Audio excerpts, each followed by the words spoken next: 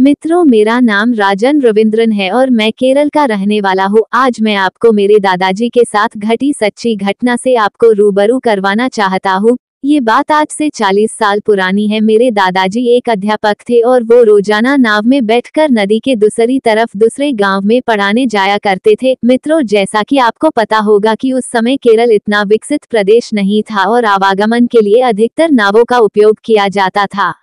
एक दिन की बात है, स्कूल में परीक्षाएं चल रही थी। मेरे दादाजी इस वजह से स्कूल में काफी लेट हो गए थे। सर्दी का समय था और शाम की 7 बज चुकी थी। जैसा कि आप जानते हैं कि सर्दियों में अंधेरा जल्दी हो जाता है।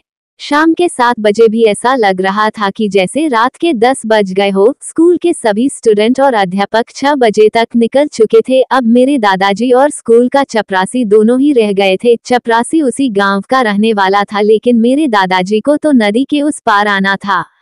मेरे दादाजी धीरे धीरे नदी के किनारे तक पहुंचे तो उनको वहां पर कोई भी नाव नहीं दिखी। उन्होंने सोचा आज तो यहाँ पर फंस गए। उन्होंने सोचा कि कुछ देर इंतजार करते हैं, शायद कोई नाव आ जाए। तभी उनकी नजर नदी में दूर से एक रोशनी नजर आई। मेरे दादाजी ने सोचा शायद यही नाव है। मेरे दादाजी की जान में जान आई। वो नाव धीरे धीरे करीब आती जा रही थी, तभी वो किनारे में आकर रुक गई।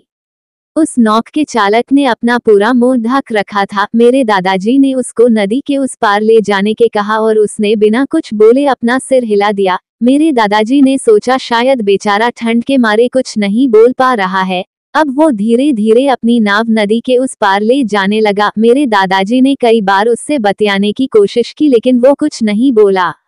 अब मेरे दादाजी की नाव मेरे गांव के तट पर पहुंच चुकी थी और मेरे दादाजी नाव से उतर गए और जैसे ही पैसे निकालकर उसको देने लगे तो वहां पर नाव में कोई नहीं था। मेरे दादाजी के होश उड़ गए कि वो नौका चालक अचानक कहाँ गायब हो गया, कहीं वो भूत तो नहीं था। मेरे दादाजी डरते डरते घर पहुंचे और घर जाकर सो गए।